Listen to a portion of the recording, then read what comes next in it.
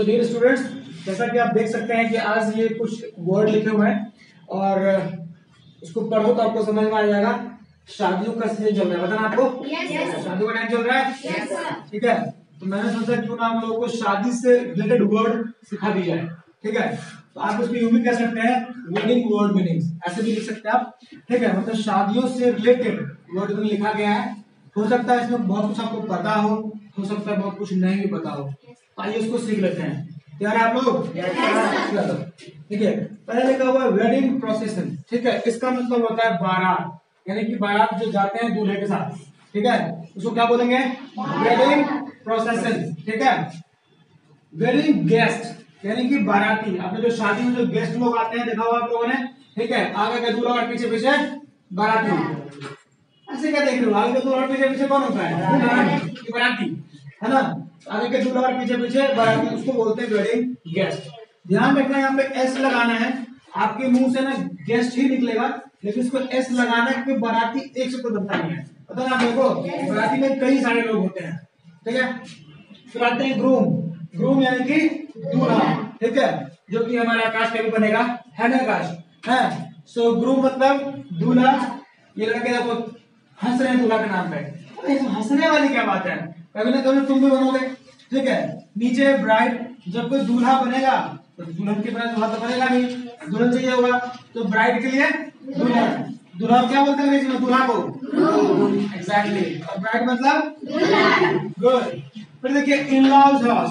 इन laws house का मतलब होता है ससुराल, यानी कि जो लड़के जाते हैं ससुराल, पता है आपको? लड़के हैं ससुराल, लड़के आते हैं, लड़के जाते हैं, लड़के भी जाते हैं भाई, ठीक है। तो इन लॉज हाउस का मतलब होता है ससुराल, ठीक है। फिर लिखा है इन लॉज यानी कि ससुराल वाले, जैसे क्या कहोगे?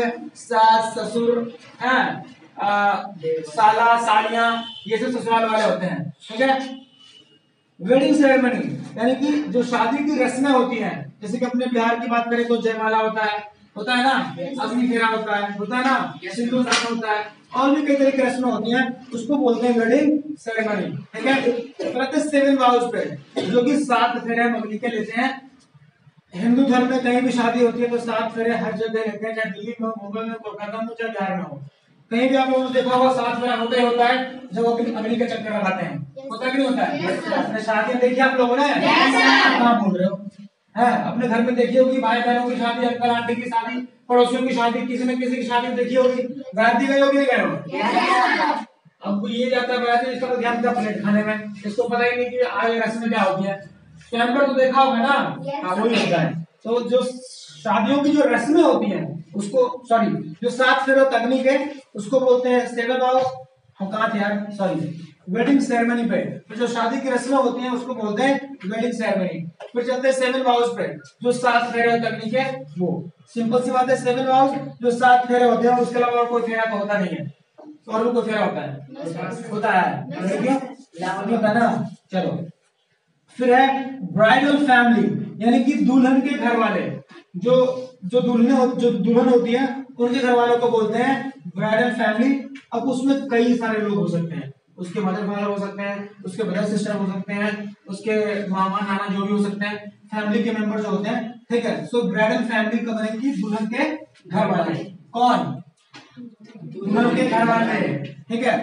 फिर है ब्राइडल क्लोथ, यानी कि दुल्हन के कपड़े। जब अक्सर लड़कियां देखो आप लोगों ने शादियों में क्या पहनते हैं? लहंगा पहनते हैं, ठीक है। आजकल के मॉडर्न शादियों में, अगर हिंदू धर्म में शादी हो रही है, हर जगह लोग लहंगा ही पहनते हैं नॉर्मली। पहले जमाने में लोग साड़ी पहन के भी शादी करते थे। अगर हम अपने मम्मी पापा की बात करें तो उस टाइम पे साड़ी पहन की शादी होती थी। और अगर यकीन ना हो तो किससे पूछोगे? मम्मी पापा से पूछ लीजिए, सिंपल सी बात है, पड़ोसी में पूछोगे। चलो फिर देखो फियांसे। फियांसे वाला होता है मंगेतर, लेकिन ये लड़के के लिए, यानी कि मान लीजिए कोई लड़का है, शादी से पहले की जो एंगेजमेंट हो जाती है तो पता चल जाता है कि हाँ यार ये लड़की इससे शादी होने वाली है, और फिक्स हो गया, बुकिंग कंफर्म है, हाँ, तब जो होता है ना तो कहते हैं फियांसे।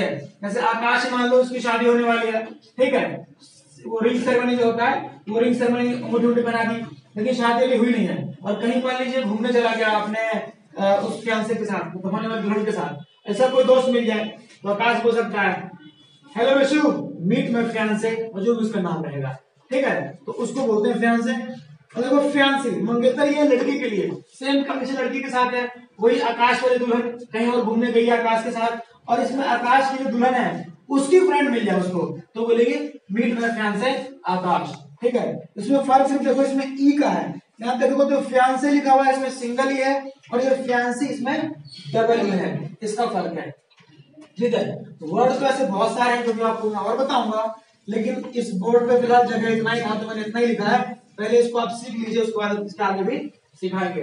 कोई डाउट इसमें? समझ गए? शादी से रिलेटेड सीख गए? तो कभी ना कभी शादी आपकी होगी, काम बहुत आएगा, इसको नोट कर लीजिए और सीख लीजिए, ठीक है। कोई डाउट तो क्वेश्चन पूछ सकते हैं, डाउट?